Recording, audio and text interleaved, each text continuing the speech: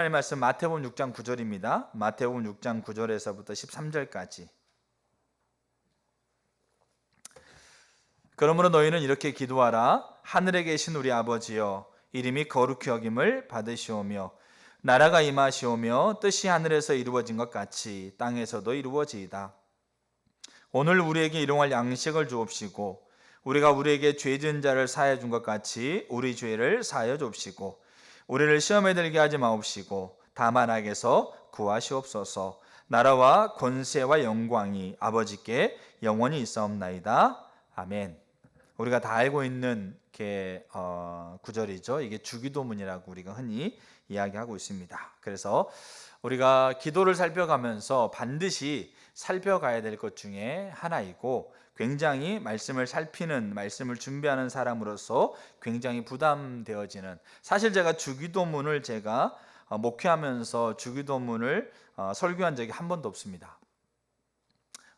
왜 그랬는지 모르는데 돌아보면 한 번도 없었습니다. 그럼 제가 주기도문에 대해 설교를 안 했느냐? 그렇지 않습니다. 자, 그래서 우리가 주기도문이라고 하고 있는 것들을 이제 우리가 좀 살펴가려고 합니다. 저도 묵상하고 또 기도하고 또 이렇게 책을 통해서 배우고 그러면서 하나씩 살펴가려고 하는데, 우리가 주기도문을 이제 우리가 살펴갈 때 주기도문은 기도를 문을 열고 그다음에 7가지의 기도의 내용이 들어있고 그다음에 기도의 문을 닫는 그런 형식으로 되어 있습니다.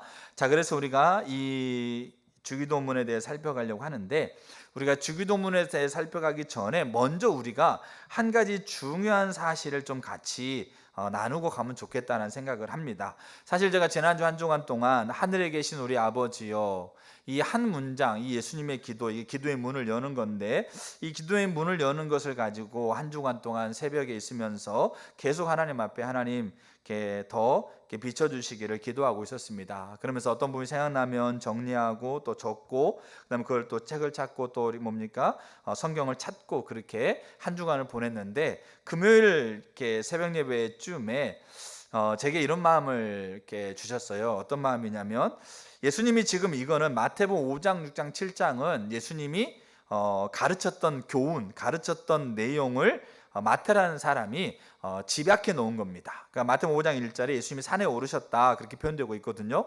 그러니까 어느 날 한 날 산에 올라가서 한 3시간, 4시간 예수님이 가르쳤던 내용을 마태가 다 적어가지고 요약해 놓은 것이 아니고, 마태라는 사람이 3년 반 동안 예수님을 따라다니면서 예수님이 하셨던 말과 예수님이 가르쳤던 교훈들을 다 정리해가지고 기록하고 있는 게 마태복음 5장, 6장, 7장입니다.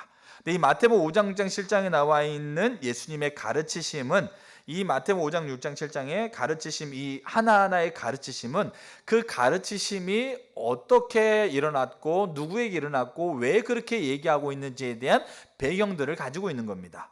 특별히 우리가 마태복음 6장은 성도의 의로운 행실, 기도, 구제, 금식, 헌금이라고 하고 있는 성도의 의로운 행실에 대한 4가지를 얘기할 때, 기도에 대해서 얘기하면서 그러므로 너희는 이렇게 기도하라 라고 우리가 흔히 얘기하고 있는 주기도문을 예수님이 얘기해 주고 있는데, 이 주기도문을 예수님이 제자들에게 하고 있었던 배경이 있습니다.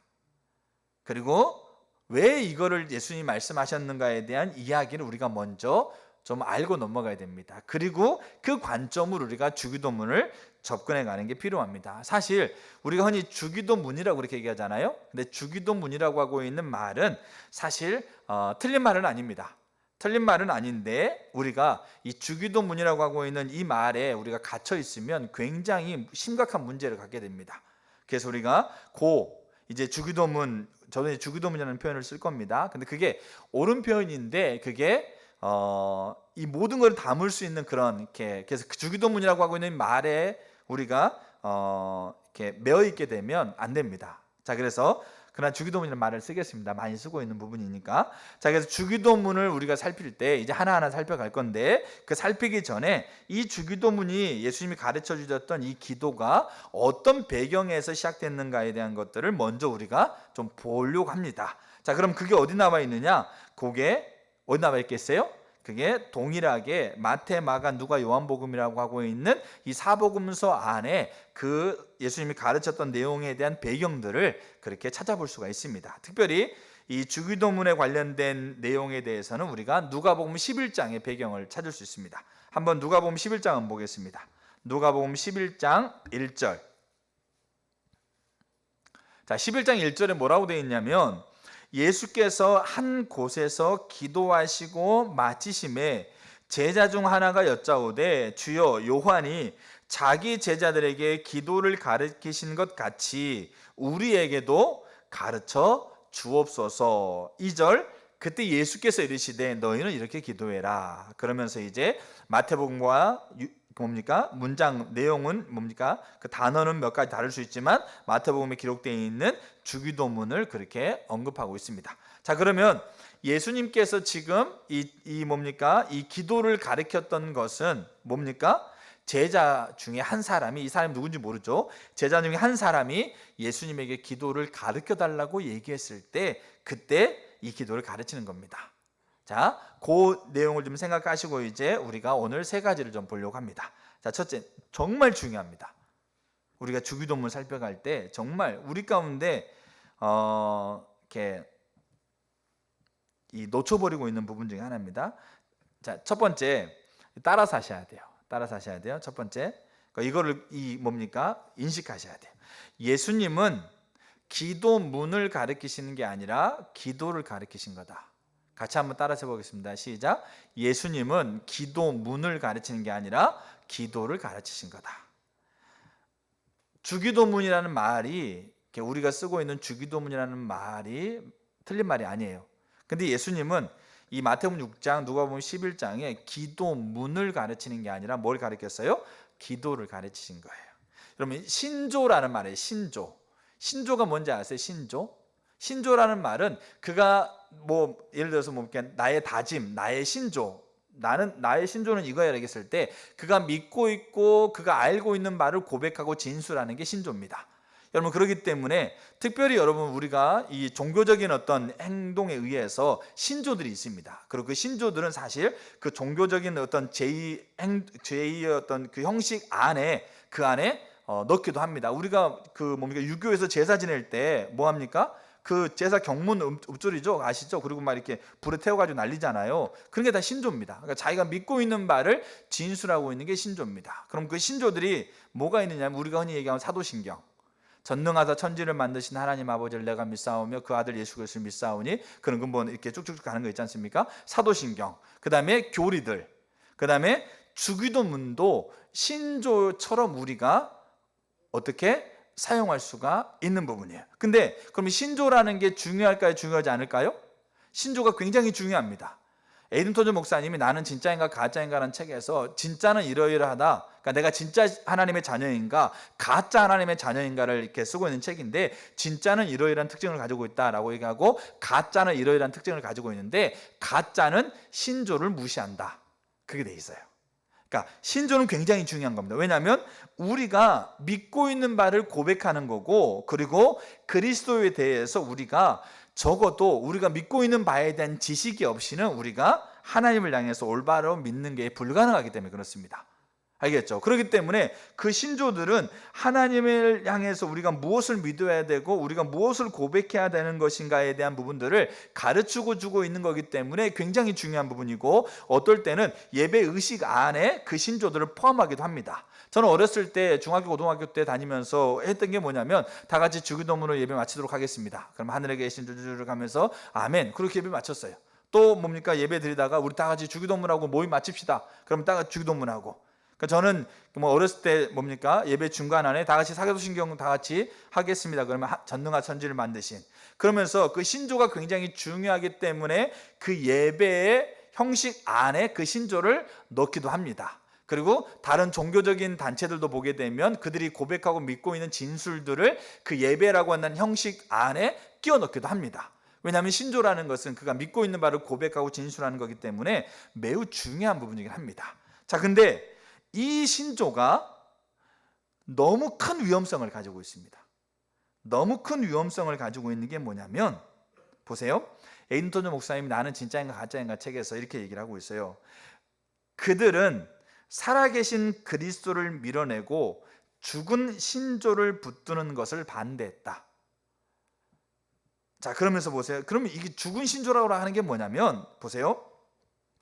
평생 매 주일 사도신경을 암송하고도 아무런 유익을 얻을 수 없다라는 것을 나는 이미 알고 있다. 표준적인 신조들을 그리스도인들이 믿는다고 고백하는 것을 요약하는 것이 참으로 훌륭한 것이지만, 그러나 우리는 그것을 아무 확신 없이 기계적으로 암기하여 반복할 수가 있고, 그럴 경우에 우리에게는 아무 유익을 얻을 수가 없다. 그러니까 잘 보셔야 될 게 뭐냐면, 예수님은 기도문을 가르친 게 아니고 기도를 가르친 거예요. 우리가 주기도문이라고 그랬을 때 우리가 이게 신조인데, 이 신조를 우리가 가지고 있는 너무나 엄청난 위험성 안에 우리가 노출될 수 있다는 거죠. 어떤 노출이에요?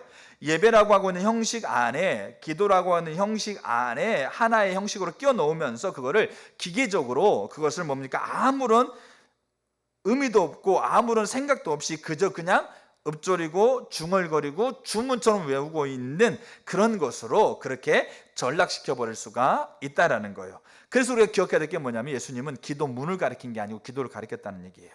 그래서 제자들이 기도를 가르쳐 달라고 그랬을 때 예수님은 기도를 가르쳐 준 거예요. 자, 내가 이렇게 지금 너는 이렇게 기도해라. 내가 지금 이렇게 기도 가르쳐 주는 거 있지? 이거 외워가지고 맨날 기도할 때마다 얘기를 해. 맨날 기도할 때마다 그렇게 읊조리고 맨날 기도할 때마다 이렇게 해야 돼. 이거 가르친 게 아니었다는 얘기예요. 여러분, 그래서 루터라는 사람은, 종교개혁을 일으켰던 루터라는 사람은 기도할 때 그는 주기도문을 가지고 기도했어요. 그리고 주기도문으로 기도하는 거, 십계명을 가지고 기도하는 거를 기도에 정말 중요한 거로 삼았어요. 근데 그분이 뭐라고 그러는지 아세요? 나는 주기도문에 맞춰서 기도한다. 근데 날마다 똑같은 표현을 쓰지 않는다.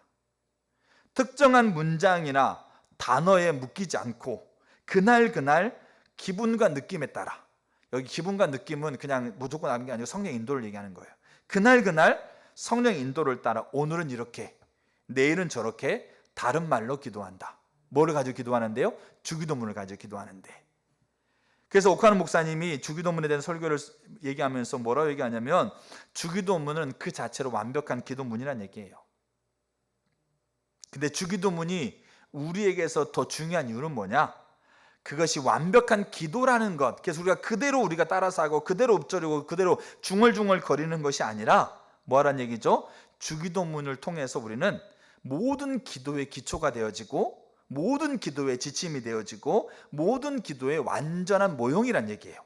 주기도문을 통해서 우리는 어떻게 기도해야 되는지를 배우고, 무엇을 기도해야 되는지를 배우고, 그리고 왜 기도해야 되는지를 우리가 배운다는 거죠. 그래서 기도의 뭡니까? 원리가, 기도의 원칙이 그 예수님이 가르쳐줬던 기도 안에 들어있는 거예요. 근데 우리는 이거를, 그게 신조 맞아요. 주기도문 맞는데 이거를 우리가 어떻게 하기 위험성에 빠져 있냐면, 그것을 읊조리지 않으면, 뭔가 어떤 예배 행동 가운데 그것이 빠져버리면, 사도신경 안 하면, 그 다음에 뭡니까? 우리가 고백하고 있는 신조를 고백하지 않으면 뭔가 이상하고, 그렇게 하지 않으면 뭔가 허전한 것처럼 우리가. 근데 그렇게 하고 있을 때 우리가 그거를 사도신경을 고백한다든지 주기도문을 고백한다든지 했을 때 우리가 그거를 고백하면서 우리에게는 아무 유익이 없는데, 마치 그거 하지 않으면 마치 우리가 뭔가 문제가 있는 것처럼 그렇게 여겨진다는 거예요. 예수님이 기도문을 가르쳤다고 한다면 우리는 매 기도 때마다, 매 예배 때마다, 매 모임 때마다 우리는 기도문을 뭐 해야 됩니까?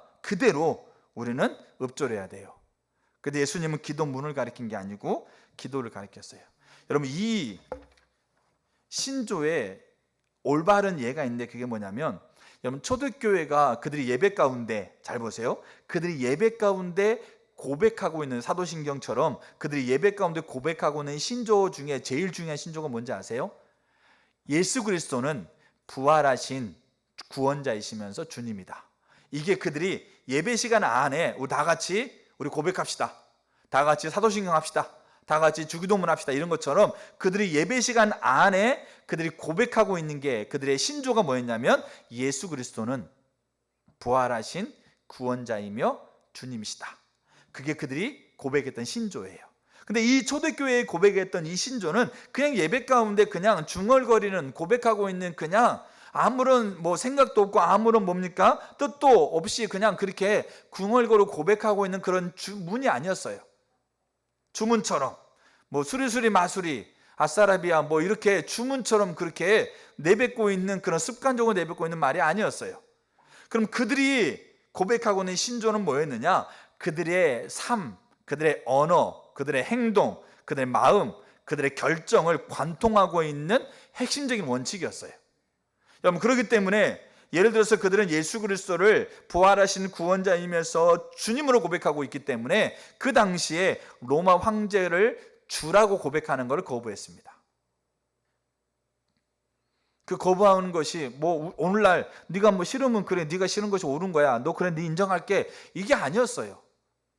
그 당시에 로마 황제는 정치적으로 나라를 지배했지만 정치적인 지배를 가지고는 어렵거든요. 왜냐하면 종교라는 게 엄청 무서운 거예요. 그래서 종교라는 것을 한번 갇혀버리게 되면 정치, 경제 어떤 것보다 훨씬 더 강력한 지배력을 가져요. 그래서 점점점 어떻게 됐어요? 로마 황제가 제우스라고 하고 있는 신의 계급을 나누고 그 계급의 가장 최정점이 제우스잖아요. 로마 신화 보면 그 제우스의 아들로서 모든 세계를 다스리는 황제, 주가 된다라고 하고 있는 그 종교적인 가치를 자기가 지배하고 있는 나라에 펼쳤다는 얘기죠. 그래서 자기가 지배하고 있는 식민지에게 로마 황제가 주라고, 그리고 그들이 쓰고 있는 돈에, 그 동전에 로마 황제는 뭡니까? 주라고 하고 있는 고백을 새겼단 말이에요. 그리고 그것들을 강요하고 그것들을 고백하게 만들고 그것들을 종교처럼 그것들을 만들었다는 얘기죠. 근데 그 중에서 로마 황제가 주라고 하고 있는 고백을 가장 많이 반대하고 가장 강력하게 반대하고 가장 끝까지 반대했던 사람이 누구냐? 누구겠어요? 이 신조를 고백했던 사람들이에요. 예수 그리스도가 부활하신 구원자이시면서 우리의 주다. 이 신조를 고백했던 이 신조 하나 때문에 그들은 로마 황제가 주라고 하는 사실을 거부했어요. 그 거부한 것 때문에 그들은 죽었어요. 불에 태워 죽고 물에 빠져 죽고 사자밥이 됐고 굶어 죽고, 그들은 그들이 살고 있는 사회에서 쫓겨났어요. 산에 가서 들에 가서 땅속으로 들어가고 그랬는데도 그들은 이 신조 하나 때문에 그것들을 받아들이지 못하고 있는 거예요. 그냥 중얼거리고 있는, 예배 시간에 한 프로그램으로 중얼거리고 있는 주문이 아니었어요. 그냥 이거 해야 되는 것이 그냥 마치 일상처럼 그렇게 있는 게 아니었어요. 왜냐? 예수님은 기도문을 가르친 게 아니고 기도를 가르쳤기 때문에 그래요. 그게 신조 맞아요. 우리가 고백하고 우리가 기도해야 될 원칙이 다 그 안에 들어있어요. 그냥 신조 맞아요. 근데 문제는 뭐냐면 그 신조가 단순히 그렇게 중얼거리고 그렇게 뭡니까? 주문처럼 그렇게 되는 게 아니었어요. 예수가 주라고 하고 있는 그들의 신조는 오리를 가져가고 하면 심리를 갖고, 겉옷을 달라고 하면 속옷을 줬고, 오른밤 치면 왼밤을 돌려댔어요. 왜? 예수님 주님이니까. 주님이 가라고 하면 갔어요. 주님이 행하라고 하면 행했어요. 우리가 여러분 기도, 나중에 이제 제가 보겠지만 우리가 기도는 있지 않습니까? 우리가 기도를 배워야 돼요. 근데 주기도문을 배워야 되는데 그 주기도문은 뭐가 있냐면 우리에게 죄 지은 자를 용서해 준 것 같이 우리 죄를 용서해 주세요. 이게 기도 안에 들어있는 청원이에요. 그렇다고 한다면 이게 우리의 신조라고 한다면 우리는 기도는 그냥 하는 거 아닙니다. 그러면 나에게 죄 지은 자를 내가 용서하는 게 전제가 돼 있어야 돼요. 근데 초대교회는 이게 신조였어요. 그리스도가 우리의 주다. 근데 주님이 가라고 하니까 가는 거예요. 겉옷 달라고 하는데 속옷까지 주는 거죠. 그래서 주기도문이 잘못된 신조가 되면 뭐가 문제냐?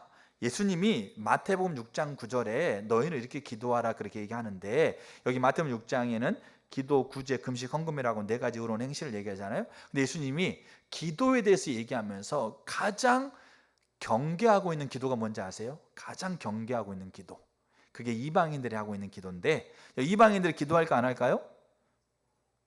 여러분 산에 가면 어떤 나무가 반질반질해요. 어떤 돌이 반질반질해요. 왜냐하면 그 돌 만져가지고 애 낳았다고 그러면 그냥 동네 주민들 다 가가지고 만질만질 하다 보니까 그 돌이 아주 그냥 그 돌 앞에 가는 길이 반짝반짝 하다니까요. 다 가서 기도해요. 다 가서 기원한다고요. 이방인들이 다 한다고요. 이방인처럼 기도하지 말아라. 마태복음 6장에 얘기하면서 마태복음 6장 7절에 그들의 기도는 중언 부언하는 기도다 이렇게 얘기를 해요. 그러니까 그게 예수님이 경계하는 가장 기도의 가장 강력한 경계, 중언부언하지 마라. 그러니까 중언부언은 뭐냐? 중언부언은 뭐겠어요? 같은 말을 계속 반복거리는 게, 그냥 중무처럼 반복거리는 게 중언부언 맞아요. 뭡니까? 뭐 술술이 마술이 뭡니까? 뭐 이런 것들 계속 반복하는 게 중언부언 맞아요. 그거 맞아요. 근데 문제는 뭐냐면 내가 기도하고 있는 대상은 전혀 상관없이 그 대상이 우리가 뭡니까? 나무가 뭐 만져 대놨다고 그러니까 가서 나무 만지는데 나무가 어떤 마음을 가지고 있는지, 나무가 뭘 좋아하는지, 나무가 뭡니까? 어떻게 하기를 원하는지, 그 나무가 나를 얼마나 좋아하는지 뭐 이런 거 관심 있어요, 없어요? 관심 없죠. 그럼 가서 뭐예요? 그냥 만지고 뭐 하는 거죠? 내가 원하는 건, 내가 필요한 건, 내가 있어야 될 것만은 계속 얘기하는 거예요. 그 내가 얘기하고 있는 대상이 뭔 생각, 어떤 마음, 어떤 의도, 어떤 것을 좋아하는지에 대한 관심 전혀 없다는 거죠. 이방인의 기도가 그거였어요. 가서 돈도 가져가, 먹을 거 가져가, 막 다 싸가져가, 막 정성스레 가져가. 근데 그 가져가고 있는 대상에 대한 관심은 전혀 없는 거예요. 그게 중언부언하고 있는 이방인의 기도라는 얘기죠. 예수님이 가장 경계했어요. 중언부언하지 말아라. 그러면서 너희는 이렇게 기도해라. 근데 우리가 이 기도가 신조인데 이 기도문을 우리도 모르는 사이에 어떻게 사용할 수 있다고요? 중언부언하고 있는 것처럼 사용할 수가 있다고요. 그게 신조가 매우 중요함에도 불구하고 매우 위험성을 가지고 있는 부분이에요. 그래서 우리가 기억하셔야 돼요. 예수님은 기도문을 가르친 게 아니고 뭘 가르치셨다? 기도를 가르치셨다. 그렇기 때문에 이 예수님이 가르쳐 주신 이 기도 안에는 우리가 드려야 될, 우리가 바울이 그렇게 얘기하잖아요. 쉬지 말고 기도해라. 그 말은 뭐겠어요? 매일 24시간 동안 앉아서 기도만 하라 이게 아닙니다. 우리의 대화, 우리의 행동, 우리의 결정, 우리의 생각, 우리의 감정 다 기도란 얘기예요. 그럼 이 우리의 삶의 언행심사 안에 들어있는 모든 것 안에 이 주기도문의 원칙이, 원리가 우리 삶 가운데 깊이 자리매김하는 게 기도를 가르쳤다는 얘기예요. 우리의 삶 가운데 기도문을 읊조리고 그거 하지 않으면, 그거 뭔가 하지 않으면, 이거 기도문 하지 않고 끝내지 않으면 뭔가 이렇게 뒤끝이 뭔가 찝찝한 것처럼 여겨지는 그거 아니란 얘기입니다. 첫 번째 우리가 꼭 기억하셔야 돼요. 예수님은 기도문을 가르친 게 아니라 기도를 가르치셨다. 알겠죠? 자, 두 번째, 그래서 우리는 기도를 배워야 됩니다. 뭘 배우셔야 된다고요? 기도를 배워야 돼요. 그래서 주기도문을 배워야 돼요. 결론적으로 제가 말씀드리면 많은 이렇게 기도에 대한 얘기를 쓰고, 루터도 그런 얘기를 하고 있지만 많은 기도에 대한 얘기를 쓰고 있는 사람이 각자 자기만의 주기도문을 회복하셔야 돼요. 여러분들만의 주기도문을 꼭 회복하셔야 돼요. 자, 그러면 두 번째, 이제 우리는 기도를 배워야 돼요. 자, 여기 보면 오늘 읽었던 누가복음 11장 1절에 한 제자가 예수님께 기도를 가르쳐 달라고 그래요. 자, 기도를 가르쳐 달라고 그러는데, 그래서 우리는 기도를 배워야 돼요. 기도를 배우는 것을 몇 가지 좀 보도록 하겠습니다. 첫 번째, 기도는 하나님과 대화이기 때문에 기도를 배워야 됩니다. 우리가 사실 하나님과 대화, 기도를 떠나서 우리의 삶에, 우리의 인생을 한번 돌아보면, 제가 결혼하고 아이를 낳았어요. 그래서 이제 첫째 아이가 태어났을 때 아이가 사용할 수 있는 그 물티슈 있지 않습니까? 그 물티슈를 이렇게 정말 잘 많이 알아봤어요. 꼼꼼하게 성분이나 이런 거 다 알아보면, 왜냐하면 내 아이가 쓸 거니까. 그래서 이게 첫 태어났을 때 쓰는 물티슈, 그래서 이제 순땡땡이라고 하고 있는 어떤 제품을 샀어요. 그래가지고 저는 지금도 기억나. 아마 여러분 제가 얘기하면 다 그럴 거예요. 뭐냐면 거기 이제 뚜껑으로 돼 있어요. 뚜껑을 딱 열면 그 안에 스티커가 있습니다. 여기 이제 이게 있죠. 요거 뚜껑 딱 열면 여기 스티커 딱 붙어 있어요. 알겠죠? 이 스티커를 떼고 물질을 빼는 건데, 요 스티커 제가 처음에 요거 뚜껑을 딱 열고 스티커를 딱 봤는데 그 스티커 앞에 뭐라 써져 있냐면 나도 엄마가 처음이야. 요 단어가 써져 있어요. 나도 엄마가 처음이다. 그 말은 뭐겠어요? 그렇죠. 우리가 태어날 때 엄마로 태어난 거 아니잖아요. 그러니까 그러면 그 말 속에 제가 이해가 됐어요. 나도 엄마가 처음이니까 내가 너를 돌보는 게 어색할 거야. 네가 우는 게 그게 똥 싸서 우는 건지, 배고파서 우는 건지, 아파서 우는 건지 나도 모를 거야. 네가 이해해줘. 이런 얘기야. 그럼 나도 엄마가 처음이니까 나도 실수할 수 있겠구나. 나도 이렇게 좀 이렇게 부족할 수 있겠구나. 이제 이런 그 위안을 가지라는 얘기죠. 나도 엄마가 처음이야. 근데 자, 아이가 뭡니까? 첫째 아이가 태어나서 10년이 지났어요. 아니, 그 다음에 둘째가 태어나서 10년이 지나서, 셋째가 태어나서 10년이 지났어요. 근데 여전히 나도 엄마가 처음이야. 이러면 안 돼요? 안 된다는 거죠. 그러니까 제가 보세요. 잘 봐야 될 게 뭐냐면, 우리가 아이들한테 기도를 시켜요. 우리 저희 집 잘 때 이제 이렇게 기도를 이렇게 시키거든요. 그러면 이제 첫째, 둘째, 셋째가 기도합니다. 하나님 학원 잘 갔다 오게 해주세요. 이렇게, 아니면 막내는 하나님 엄마가 장난감 사주게 해주세요. 그냥 자기가 원하는 장난감 이제 얘기해놓고 엄마가 또 장난감 사주게 해주세요. 그러면 그 어렸을 때니까 하나님을 인식하고 하나님 앞에 기도한다는 게 얼마나 예뻐요. 그러니까 그래, 그렇게 기도할 수도 있지라고, 그래, 아멘, 그렇게 동참해 주거든요. 근데 이제 다 기도하고 난 다음에 제 아내가 기도해. 근데 제 아내는 잠자기 전에, 그러니까 뭐 이렇게 일상이 아니고 잠자기 전에 기도하는데, 자 가족에서부터, 자 교회를 지나가지고 지체를 지나가지고 대한민국 서울에서부터 저기 초론, 저기 북한 지나서 중국 지나가지고 세계 열방을 한 바퀴 돌고 나서 기도를 끝내요. 그러면 짧게는 뭐 15분, 아니면 길게는 뭐 30분까지 올 때든 갈 때가 있어. 지금 자야 되는데. 그러면 제가 어느 날 제 아내한테 좀 마음이 좀 이렇게 좀 안 좋더라고요. 그래서 아내한테, 아니 제가 기도하면 한 1분 안에 끝나요. 그럼 자야 되니까. 근데 제 아내는 진짜 이게 세계 일주를 하고 와. 세계 일주를 하고 온 다음에 기도를 마쳐. 그 우리 아이들도 와, 왜 오빠는 이렇게 기도 오래 하냐고 그렇게 얘기하는데, 제가 어느 날 제 아내한테 얘기했어요. 왜 당신 그렇게 애들 자야 되는데, 빨리 자야 되는데 기도를 오래 하고 있느냐고. 그렇게 했을 때 제 아내가 이런 말을 한 적이 있어요. 그래서 그 이후로 제가 아내한테 기도 오래 한다고 얘기하지 않아요. 왜냐면 마음이 불편해도 그냥 꾹 참고 있어요. 그리고 기도하면 속으로 아멘 하고 그렇게 하는데, 근데 이게 있었어요. 그게 뭐냐면, 우리 아이들한테 일부러 자기가 하는 기도를 듣게 한다. 뭘 기도해야 될지를 일부러 듣게 하기 위해서 그렇게 본인이 기도하기도 하지만 우리 아이들에게 무엇을 기도해야 되는지를 듣게 하기 위해서 그렇게 기도한다라고 그렇게 얘기하더라고요. 그러니까 제가 그 다음부터는 이제 기도 짧게 하라고 뭐 이렇게 왜 기도 오래 하냐고 그런 얘기를 잘 못하겠더라고요. 그렇다고 해서 여러분들이 기도 늦게 한다고 기도를 길게 이제부터 가가지고 집에 가서 한 30분, 1시간 동안 길게 한다고 생각하면 아이들이 엄청 싫어합니다. 자, 근데 문제는 요는 뭐냐면, 기도를 배우도록 하고 있는 하나의 수단으로 사용하고 있는 거예요.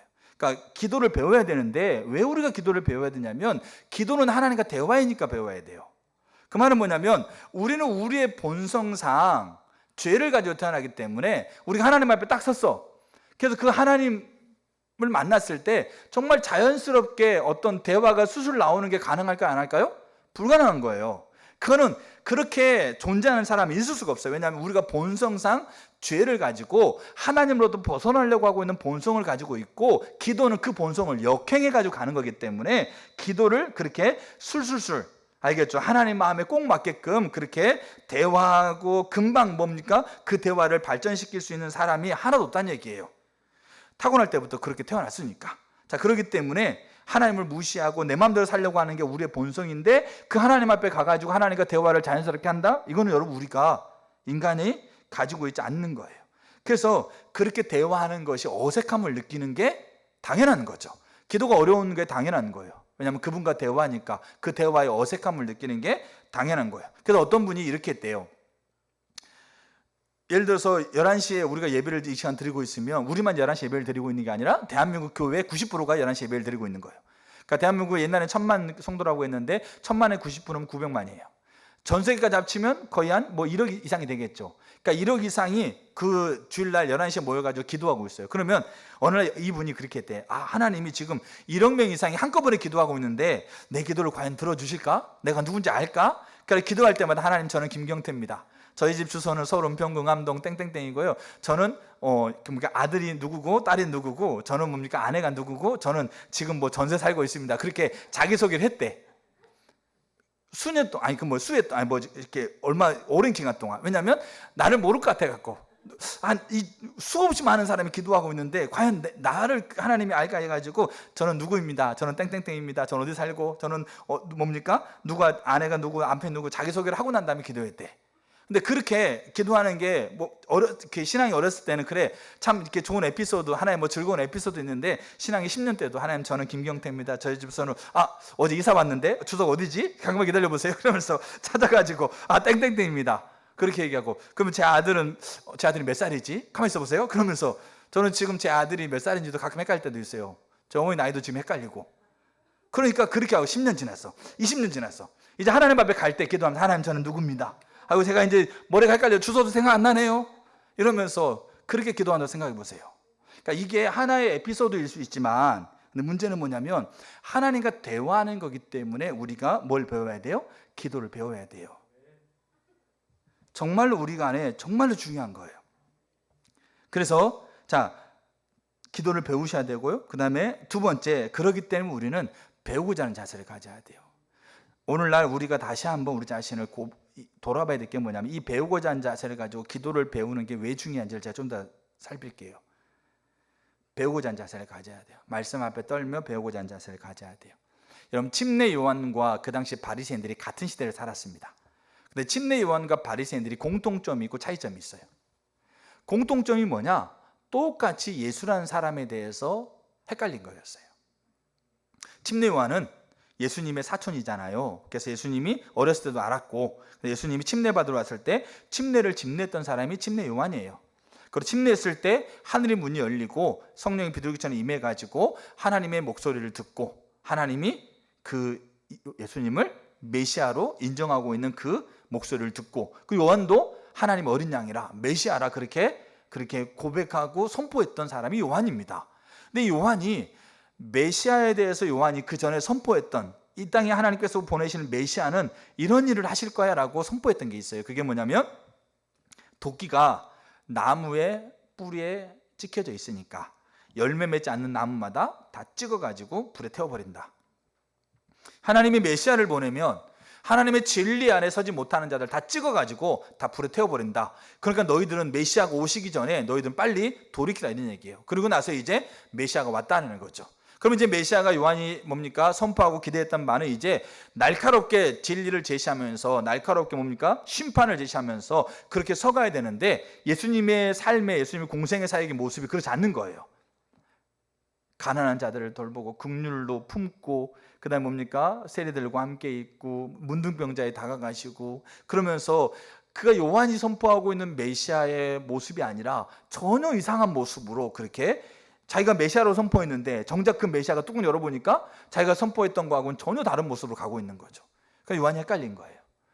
그리고 또 하나 헷갈렸던 사람인데 그게 바리새인이었어요. 여러분, 바리새인도 메시아를 기다렸습니다. 그래서 메시아를 기다리고 있고, 그 메시아가 이 로마를 무너뜨리고 유대를 이제 우뚝 세울 것을 기대하고 있었는데, 갈릴리 나사렛에서 예수라는 사람이 메시아라고 딱 나타난 거죠. 근데 그가 하고 있는 능력은 대단한 거예요. 무리를 걸었다네, 죽은 자를 살렸다네, 뭐 하는 사람 먹였다네, 귀신 내쫓았다네, 이러면서 하고 있는 능력이 대단한 거죠. 그래서 그 능력만 보면 그가 메시아인 것처럼 보이는 거죠. 근데 문제는 뭐냐면, 바리새인들이 헷갈렸던 부분은 뭐냐면, 그들이 구약의 율법, 그들은 하나님 믿었으니까 구약의 율법을 가지고 하나님의 명령으로 만들어낸 규례와 규칙이 있어요. 근데 이 규례와 규칙을 그 능력만 가지고 보면 메시아인 것처럼 보이는데, 그 예수가 그들이 세워놓던 규례와 규칙을 자꾸 침범한 거예요. 어긴 거죠. 안식일날 일하지 말라고 그랬는데 일을 하네. 안식일날 뭡니까? 먹지 말라고 그랬는데 또 먹네. 알겠죠? 그러면서 그들이 세워놓으신, 그리고 뭡니까? 이 밖에 나가가지고 반드시 손에 물을 씻어가지고 밥을 먹어야 되는데 손도 씻지 않고 먹네. 그리고 그들이 율법에 어긋나는 삶을 다 죄인이라고 얘기했는데, 세리들, 그 다음에 뭡니까? 죄인들이라고 얘기했는데 그 사람들과 같이 먹고 마시고 어울리네.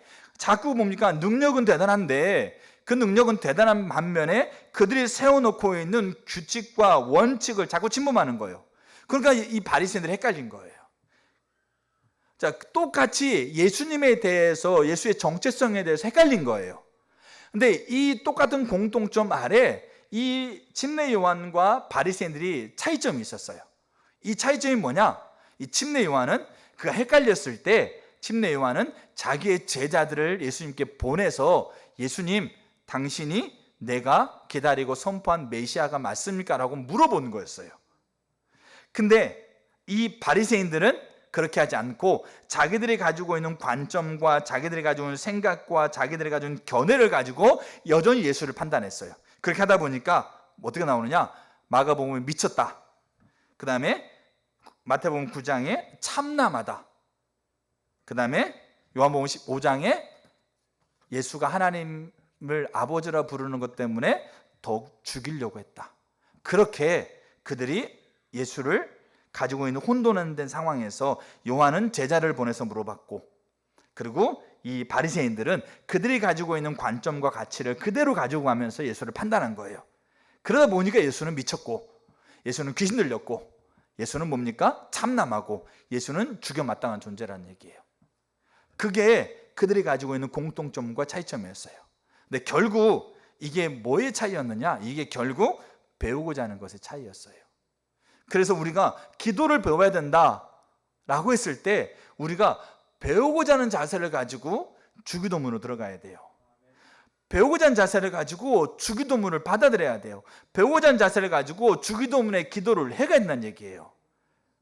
그러면 하늘에 계신 우리 아버지요, 이게 기도의 문을 여는 건데, 이 하늘에 계신 우리 아버지요, 이 한마디만으로도 우리가 배워야 될 게 수없이 많다는 얘기예요. 각자가 하나님 앞에 그렇게 하늘에 계신 우리 아버지, 기도의 문을 열고 있는 이 한 문장에 예수님이 가르쳐주고 있는 기도를 가지고 묵상해 보세요. 우리가 배워야 될 게 얼마나 많은지. 하나님 우리 아버지가 되시고 그분이 하늘에 계시고, 그게 너의 아버지가 아니고 우리 아버지라고 하고 있는 이 사실들이 우리가 얼마나 많은 것을 배워야 되는지, 얼마나 많은 것들을 그 안에서 우리가 찾아야 되는지를 한번 우리가 곰곰이 묵상해 보면, 그거는 말로 할 수 없는 각자의 기도. 그래서 루터가 그러잖아요. 나는 주기도문을 가지고 매일 기도하지만 매일 단어나 문장이 얽매 있는 게 아니고 그날 기분에 따라서 그날 다른 말로, 오늘은 이 말로 내일은 저 말로 하나님 앞에 기도한다.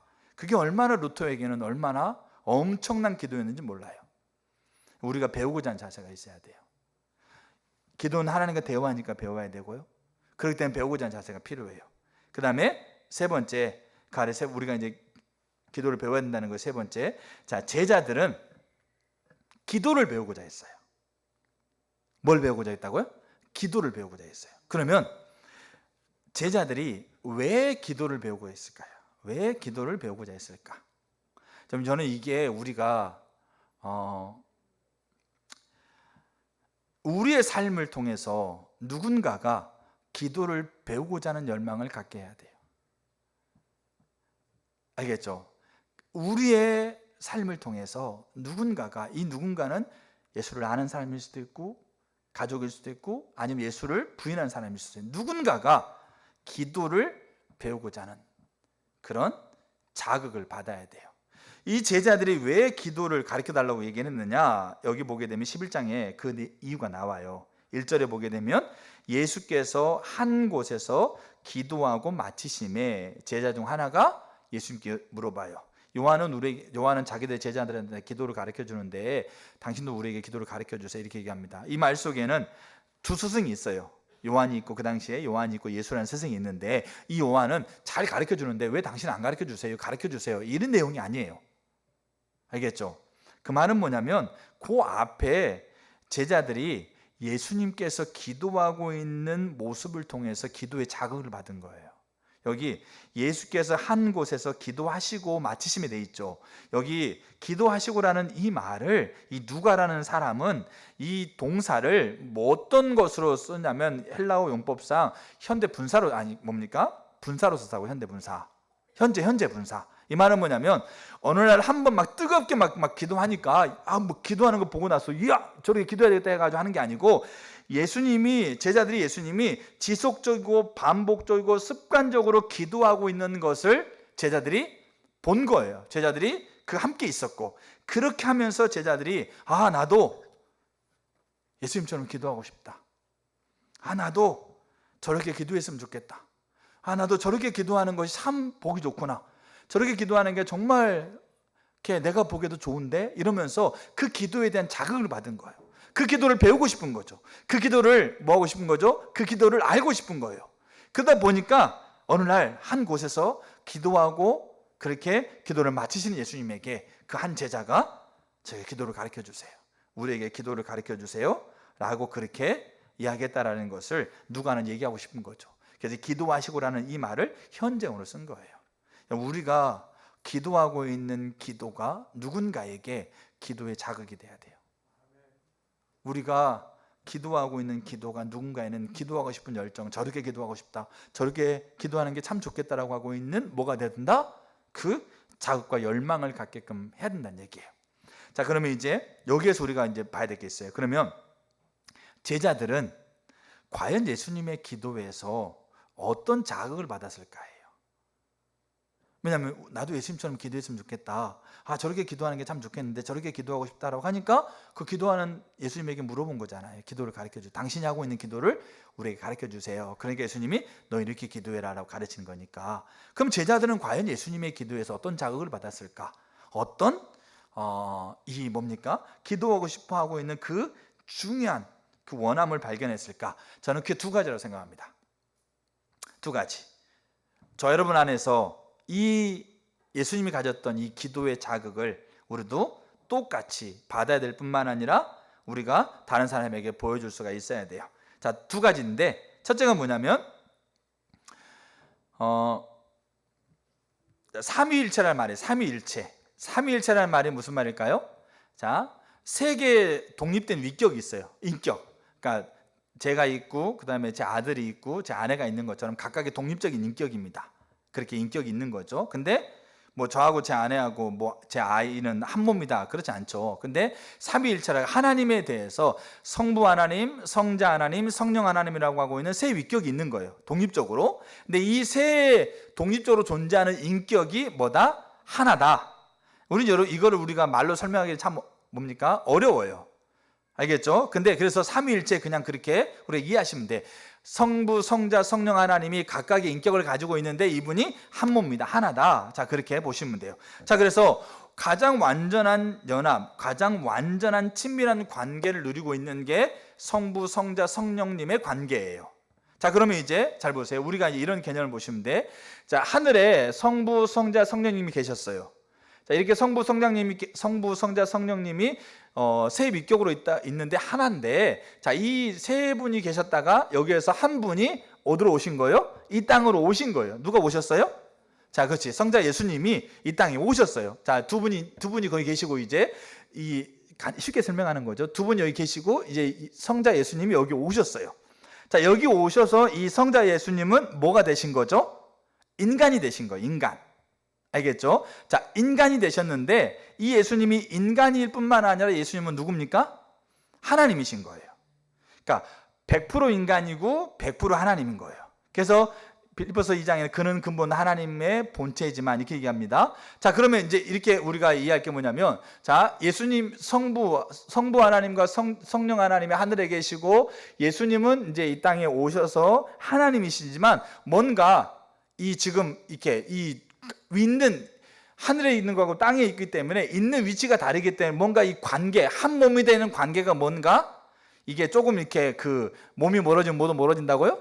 그 마음도 멀어지는 것처럼, 그러니까 하늘에 있을 때는 그래 한 몸이지만 이제 예수님이 이 땅에 계시고 두 분은 하늘에 계시니까 뭔가 이 관계가 뭔가 좀 이렇게 조금 그래도 뭔가 이렇게 좀 하나가 완전한 하나는 아니지 않을까라는 생각을 하는데 그게 아니란 얘기죠. 왜냐하면 예수님이 이 땅에서도 인간이면서 완전한 하나님이셨기 때문에 이 땅에 계시면서 하늘에 계신 하나님과 성령님과 완전한 연합을 갖는 거죠. 왜? 하나님이시니까.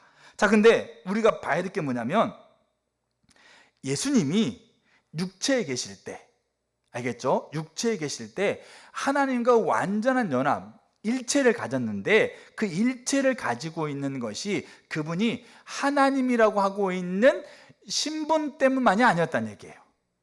만약에 하나님이라고 하고 있는 이 신분 때문에 그분이 하늘과 땅이라고 하는 장소는 바뀌었지만 하나님과 완전한 일체를 누리고 있다고 한다면 예수님이 우리에게 하고 있는 모든 내용들의 90%가 다 거짓말이에요. 너도 하나님처럼 될 거야? 하나님이 내 안에 있는 것처럼 너희 안에도 있어. 그리고 하나님과 함께 동행하는 것, 하나님이 우리에게 하나님을 알리시는 것, 이 친밀한 연합 가운데 있는 모든 일은 다 거짓말이에요. 왜냐하면 신분적으로 그분이 하나님이시기 때문에 하나님과 친밀한 관계를 누리고 있는 것이라고 한다면 예수님이 가르치는 말에 거의 90%는 거짓말이라는 얘기예요. 그렇다고 한다면 잘 보셔야 될 게 뭐냐면 예수님이 육체로 계실 때, 자, 육체로 계실 때 삼위일체의 완전한 연합을 겪었는데, 연합을 유지하고 있었는데 그 연합을 유지하는 가장 강력한 수단이 하나가 또 있었어요. 여러분 그게 뭘 것 같으세요? 그게 기도입니다. 하나님과 가장 긴밀한 한 몸의 연합을 가졌던 그 핵심적인 통로가 기도라는 거였어요. 예수님이 기도하고 있는 모습이 왜 제자들에게 자극이 되었냐면 그분이 기도를 통해서 하나님과, 그러니까 신분적으로 하나님이시기 때문에 하나님과 친밀한, 하나님과 완전한 연합을 갖는 게 아니고, 그것도 맞아요. 왜냐하면 100% 하나님이고 100% 인간이니까. 근데 예수님은 그렇게 육체로, 히브리서 5장에 보면 육체로 계실 때 그렇게 돼 있거든요. 그러니까 육체로 계시는 걸 강조한 거예요. 그때 그분은 하나님과 그렇게 삼위일체의 그런 연합을 그분은 가졌는데 그 가진 게 뭐냐면 하나님 앞에 그가 기도하는 자리에 섰는 걸 통해서 그가 하나님과의 완전한 연합을 갖는 수단, 통로였다는 거죠.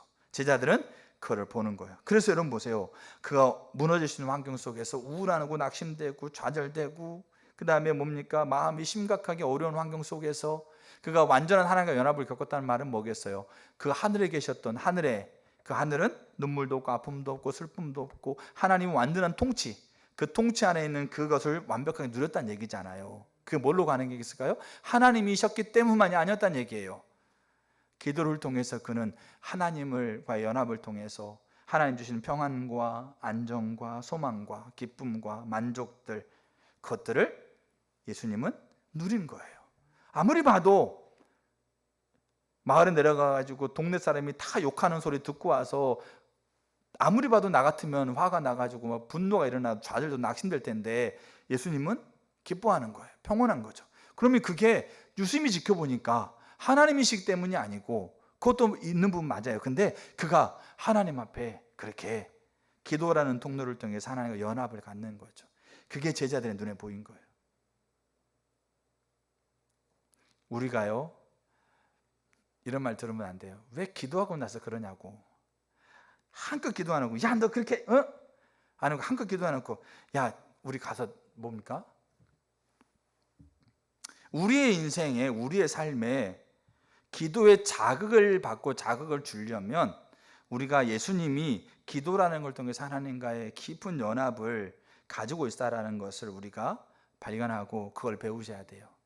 그리고 우리 또한 그렇게 이 제자들이 기도를 배우고 싶었던 거, 나도 예수님처럼 기도하고 싶다, 나도 저렇게 기도하고 싶다, 저렇게 기도하는 게 참 너무 좋구나라고 하고 있는 것을 예수님께 배웠고, 사실 예수의 제자들은 그들의 제자들에게 이 기도의 자극을 주는 자였어요. 자, 근데 그 예수님처럼 기도하고 싶었던 이야기 속에는 이것만 있는 게 아니었어요. 그러니까 예수님께서 인간으로 하나님과 교제, 하나님과 친밀한 관계 가운데 있는 가장 강력한 통로가 기도였기 때문이었고, 또 하나가 뭐냐면 예수님은 기도라는 것을 통해서요, 하늘의 능력을 땅으로 가져왔어요. 하늘의 능력을, 하늘에 계신 우리 아버지요, 그 하늘에 가지고 있는 그 능력을 이 땅으로 가져오신 분이 누구예요? 예수님인데, 기도라는 걸 통해서 가져오신 거예요. 우리가 누가복음 11장의 그 앞에 어떤 사건이 있었냐면, 누가복음 9장에 이런 사건이 있어요. 우리가 오병이어라고 표현되고 있는 사건이 있는데, 그래서 5천 명이나 되는, 2만 명 가까이 되는 사람들을 앉혀놓고 이제 그 관련자들이 모인 거죠. 예수님의 제자들과 예수님이 모였어요. 그 가운데는, 장면 한번 생각해 보세요. 그 가운데는 조그만 광주리가 하나 있어요. 거기에는 보리떡 5개, 물고기 2마리가 담겨져 있어요. 이거는 어린아이 점심 도시락입니다. 알겠죠? 뭐 이만한 큰 뭐 바게트빵 이런 게 아니고 그냥 손 주먹만한 것보다 작은. 그리고 물고기라는 것은 시장에 파는 물고기가 아니에요. 어부들이 물고기를 잡아왔을 때, 그 잡아왔을 때 분류를 합니다. 3가지로 분류를 합니다. 첫째, 팔 수 있는 것. 둘째, 먹을 수 있는 것. 셋째, 버리는 것. 근데 여기서 말하는 물고기는 뭐에 해당될까요? 버리는 거에 해당되는 거였어요. 그 원어상의 그 문화에 보게 되면, 그러니까 어부들이 물고기 잡아와서 시장에 파는 거는 제일 좋은 거를 시장에 팔겠죠. 그 팔지도 못하는 것은 이제 뭐예요? 자기가 먹을 거. 근데 자기가 먹지도 못하는 것은 버렸어요. 근데 그 버린 것을 그 주변에 있는 어려운 사람이 주워가지고 먹은 거예요. 우리가 예전에 뭐 그 배추 찌꺼기 뭐 이렇게 주워서 하는 것처럼. 근데 그 물고기라는 말이 그 의미가 들어 있어요. 그 어린아이가 가져온 물고기가 그것마저도 없으면 안 되는 사람들이 가지는 한 끼 도시락인가, 한 끼 식량인 거죠. 근데 그거예요. 근데 그렇게 있으면 얼마나 많겠어요. 근데 그 조그만 거 이제 가운데 놓고 예수님 서 계시고 제자들 관련단에 모였다고요. 다 사람 앉혀놓고, 그러니까 이제 제자들이 떡 보고 예수 보고 물고기 보고 예수 보고, 이게 뭐가 되겠느냐 이거죠. 떡 보고 예수 보고, 그 다음에 물고기 보고 예수 보고.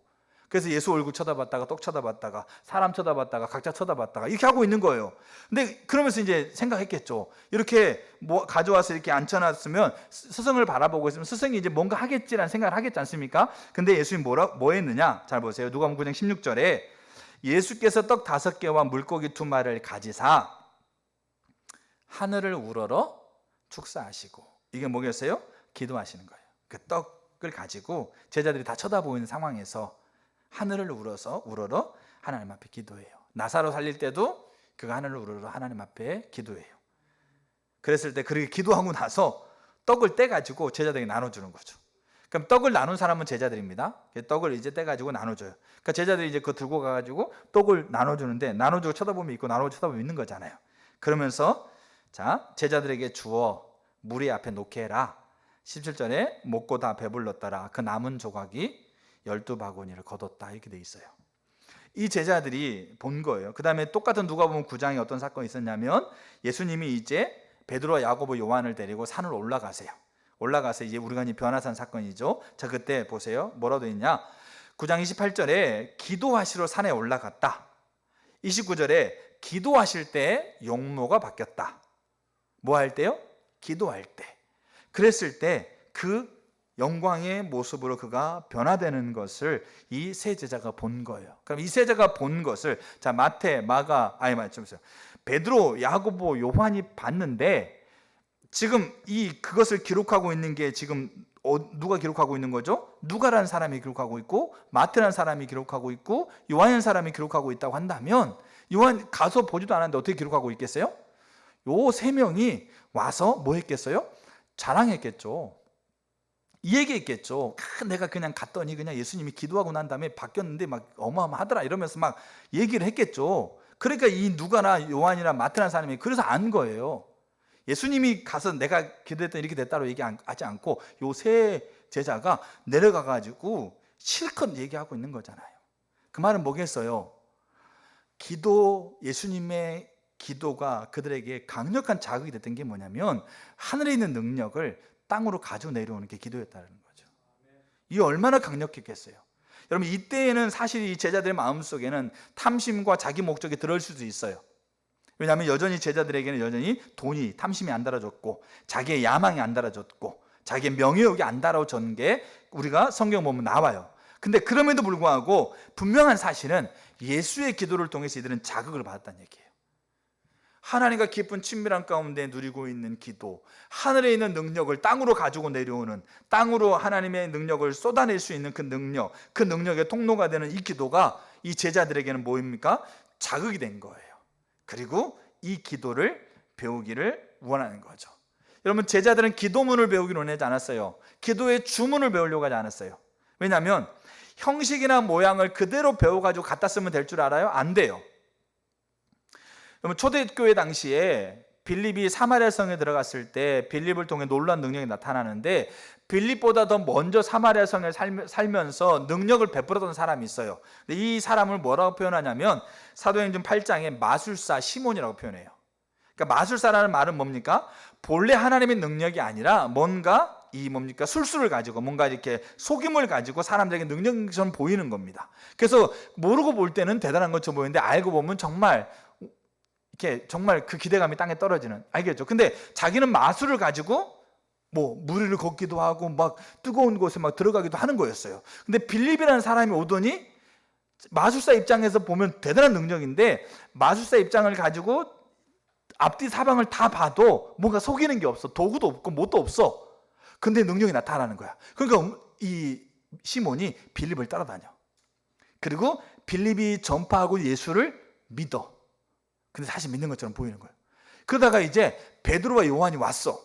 그리고 베드로 요한도 똑같이 사람들에게 안수하니까 사람들에게 놀라운 성령이 부어져가지고 이렇게 빌립이 행했던 일들, 이런 일들 막 행하는 거죠. 그러니까 시몬이 어느 날 조용히 베드로를 찾아가요. 걔는 뭐라고 그런지 아세요? 그 얼마입니까? 내가 돈 줄 테니까 그거 나한테 파세요. 그 기술 나한테 팔라는 거예요. 나도 마술의 기술을 가지고 사람들 놀래키고 있는데 당신 보니까 이 놀라운 기술이 있는 것 같은데 내가 도저히 어떤 기술인지 모르겠다 이거죠. 그러니까 내가 돈을 많이 줄 테니까 그거 나한테 팔라고. 베드로가 강력하게 경고합니다. 네가 망한다고. 그가 회개하고 돌이키는데, 문제는 보세요. 그거 그대로 모양 가져다가 하면 되는 줄 알았어요. 바울이 앞치마만, 손수건만 갖다 내면 병자가 나와 귀신 쫓겨났거든요. 근데 그 당시 유대인들이 바울을 따라 사는 사람이 생겼어요. 바울의 언어, 바울의 행동, 바울의 옷차림, 바울이 가졌던 손수건, 그 어느 회사 어느 가게 제품이다 그래. 그 손수건도 그대로 들고 그 모양처럼 들고 이렇게 던질 때도 그렇게 던지고 이렇게 따라하는 사람이 있었다고요. 왜냐하면 그렇게 하면 될 줄 알고. 그 중에 한 사람이 스게와의 아들이라고, 해당장 아들인데 그 아들이 바울이 하고 있는 거 그대로 따가지고 귀신 들린 자 앞에 가서 뭐라고 얘기합니까? 예수의 이름으로 나가라, 그렇게 얘기를 한 거예요. 그때 귀신이 뭐라고 그러냐면, 뭐라고 그랬겠어요? 예수님도 알고 바울도 아는데 너는 누구냐 그래가지고 오히려 스기 아들 덮쳐버리니까 그가 도망간 거예요. 여러분, 제자들이 기도문 배운 거 아니에요. 예수님이 기도문 가르친 거 아니에요. 방법이나 프로그램 그거 그대로 가졌다가 주문처럼 외우면 된다라고 가르치는 거 아니었단 얘기예요. 철저하게 그들은 기도를 배우기로 했고 예수님은 그들에게 기도를 가르쳤어요. 그래서 우리는 그 배우고자 하는 자세를 가지고 우리는 주기도문 안에 들어가야 돼요.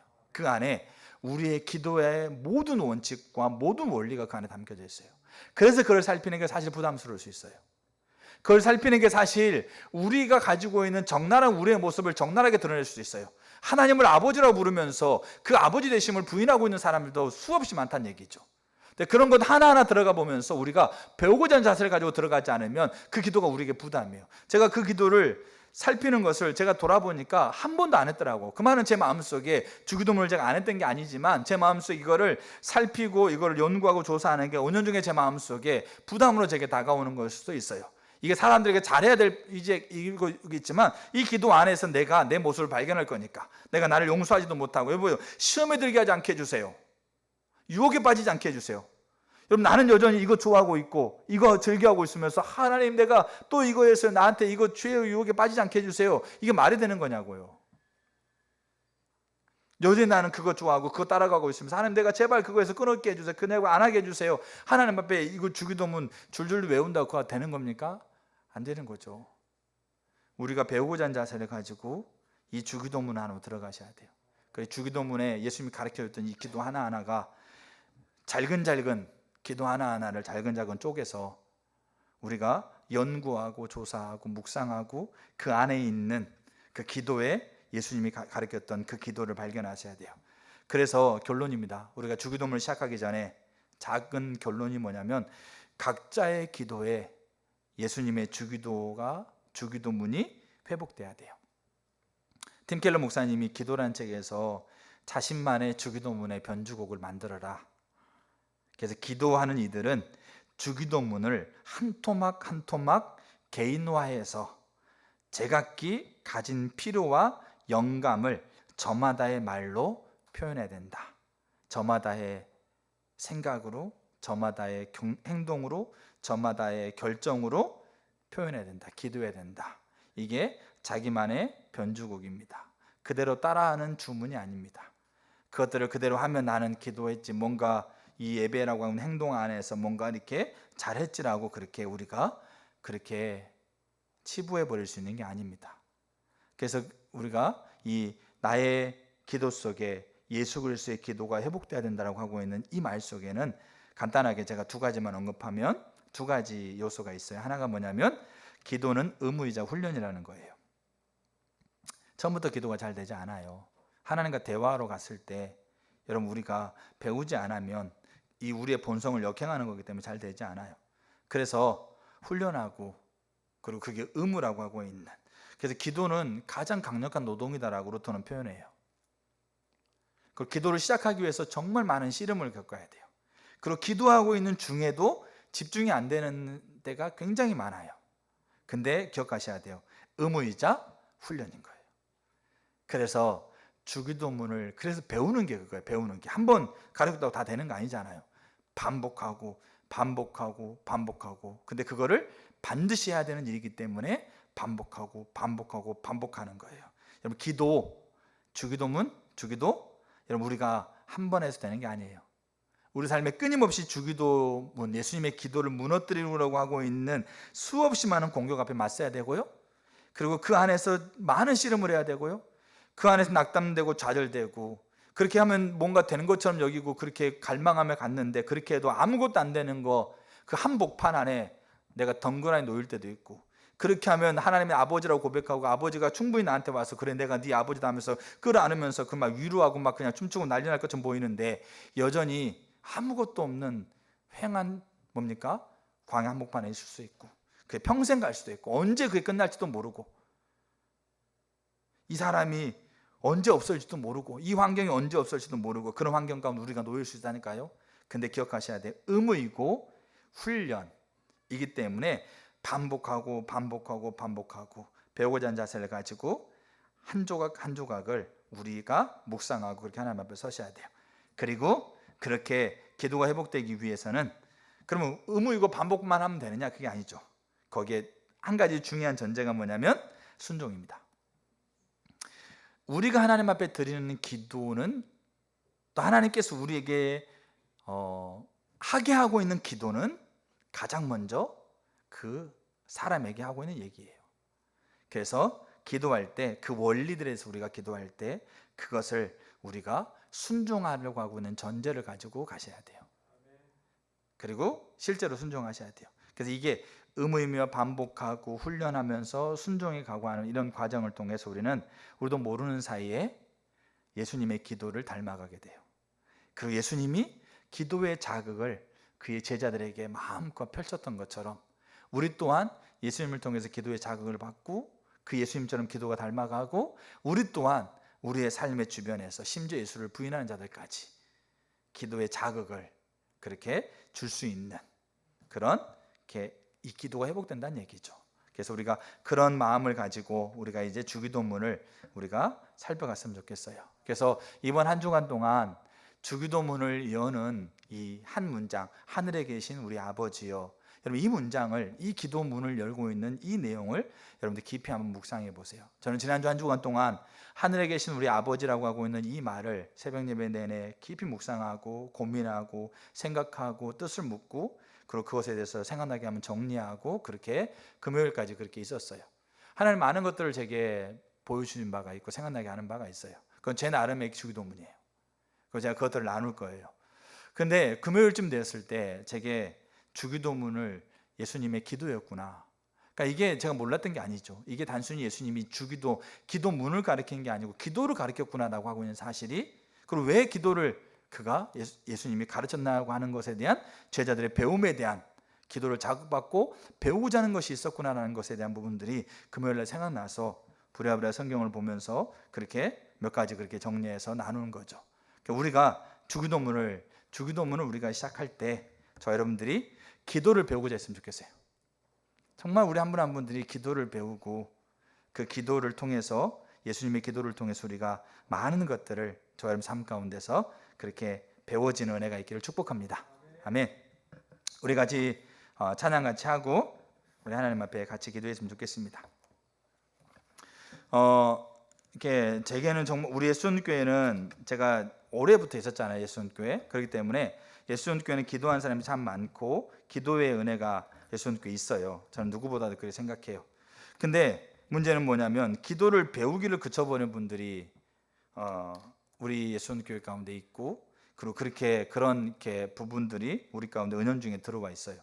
그래서 우리가 하나님 앞에 다시 기도 배우기를 하나님 앞에 결단하셔야 돼요. 저 여러분들이 정말 여기 있는 분들이 기도 배우시기를 결단하셔야 돼요. 하나님 우리로 하여금 기도케 하거든. 기도시킵니다. 그리고 기도가 필요해요. 지금 이스라엘 전쟁 아시죠? 정말 심각해요. 우크라이나 전쟁 때문에 세계 경제가 엄청 힘들어졌는데 이스라엘이 전쟁 나면 사실 정말 더 힘들어져요. 많은 사람이 죽고 아파하고 우리 대한민국 남북과 대치되어 있는 상황도 그렇고 정말 우리가 기도하는 시대에 살고 있어요. 기도하지 않으면 안 되는 시대에 살고 있는데 기도를 배우고자 하지 않아요.